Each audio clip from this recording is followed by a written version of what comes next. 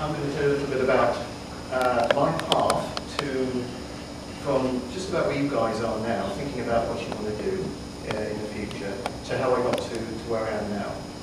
Where I am now is I'm actually a scientist with Fisheries and Oceans Canada. I'm a marine chemist, and for just about as long as I can remember, I've always loved the ocean. I really wanted to work in the ocean and make a contribution to ocean science.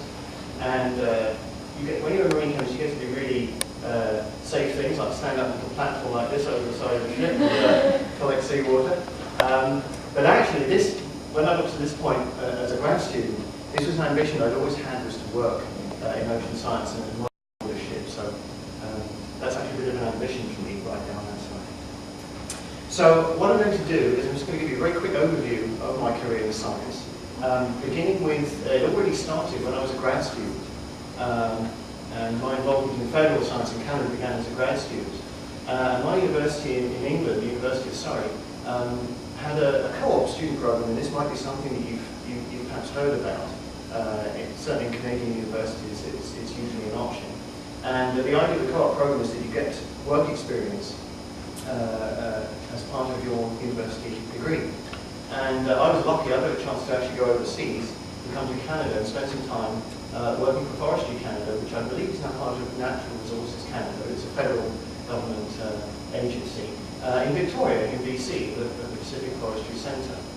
And I liked it so much that I decided I wanted to come back to Canada and study chemistry, but actually marine chemistry. And I did this at UBC, here at UBC, and it's really nice for me to be back again to visit. And so while I was at UBC, I got to do a lot of my graduate research at the Institute of Ocean Sciences, which is a Fisheries and Oceans Canada institute over on Vancouver Island. So this is still all while I was at university. And then when I finished that, I decided I really wanted to have a career in research. And that's when I decided to join the National Research Council of Canada and moved all the way over to Saskatoon in Saskatchewan. And learned a whole new area of chemistry. And just recently, this year, I decided to come back to the West Coast and go back to ocean chemistry again. So I just want to tell you a little bit about each of these steps in my career. So the first step, as I say, was being a co-op student, an undergrad student. And the goal of my project, I was working with a scientist over in Victoria, and the goal was to study how nitrogen and carbon cycle in the forest. This is very important in understanding how when you chop down trees, and some of the trees you take away and process, the rest of them have to decompose, and how the nutrients are cycled back into the ground. So this was just a one-year project. I learned new skills. This is a really important part of the co-op experience. Techniques called NMR and optical emission spectroscopy. We haven't done NMR at classes yet, so I got a bit of a jump on that. But the highlights of my experience were when I came over to Canada. I went and scuba dive, ski, and kayak. I discovered nachos and Canadian brew pubs, which is really great. We didn't have nachos in the UK, and so when I went back, I used to cook all my friends nachos, and we thought it was great. And I met my wife. She was a UVic chemistry grad working at the Forestry Centre. So I decided at this point that I think I probably wanted to work in a government lab, because I was having a pretty good time. And here we are. This is a group of students at the Forestry Centre. This is a really nice Victoria teacher. And this is the lady who ended up running. It's pretty good work for a work time. So, as I say, I wanted to come back to Canada, and so but I wanted to do ocean science, really. That's what I really wanted to do. And so I got an opportunity to do this at UBC, but I needed to go to an ocean science institute that had all the equipment I needed. So I went to the Institute of Ocean Sciences, and what I was trying to do there was to identify molecules that bind metals in the ocean. And that turns out to be a really important process, because if you're talking about toxic metals, some of these molecules can actually reduce the toxicity. So you can see there's a kind of environmental component theme in my career. So that took me 5 years to do that degree. I learned some new techniques again doing that, things like liquid chromatography and the technical mass spectrometry, which I use to this day. My favourite parts of this experience were doing field work. That's something that marine chemists get to do quite a bit of, and I got to go out on the ship, as I showed you at the beginning. And another great thing about being a science student was you get to go to conferences and places, in nice places like California and Hawaii. And during this time, I published my first work. So this is something a scientist always has to do as Isabel mentioned, is to get your work out there so that people understand what you're doing and hopefully understand the importance of what you're doing. And as an outcome, my outcome from this experience was I decided I wanted to work in research as a career and to do it with the federal government, either with Fisheries and Oceans or with the National Research Council, which is in fact where I ended up. I'll show you a couple of pictures. So there's me on a ship out there in beautiful BC, not hanging over the side this time, but really enjoying the experience of being out on the boat working with other marine scientists, biologists as well as chemists.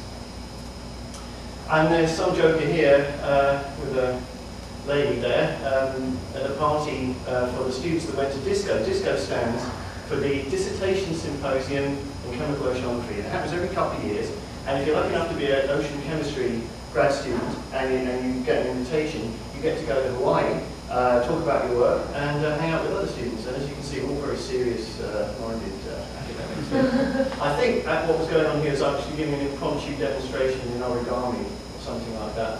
I can't quite remember what happened, but that's kind of the thing that you can get up to as an ocean chemist.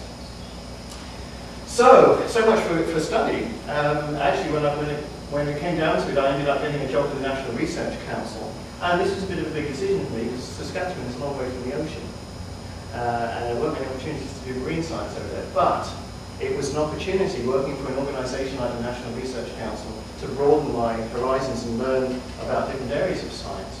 And so I was with them for 9 years, running a lab, doing some research and also supporting other people's research.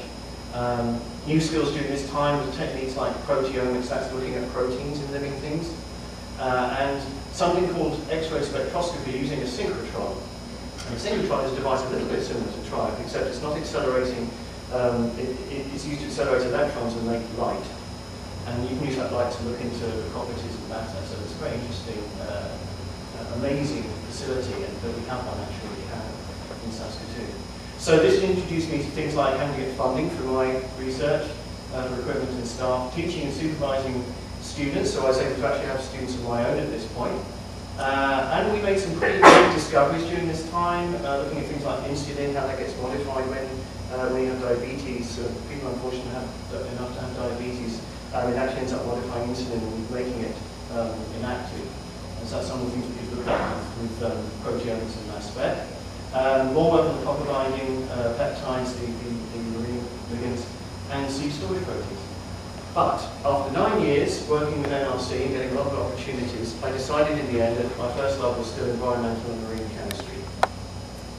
So this is just a picture of the team, my colleagues at NRC when I was there. Here's a co-op student here, this is Angela. Here's my grad student, Corey, who just got her degree last week, and other members of the team. And this is me. It's a very rare picture. This is me actually doing some work, sitting at an actual bench, as it were. This is a synchrotron down in the States, where I was looking at metals in plant tissue.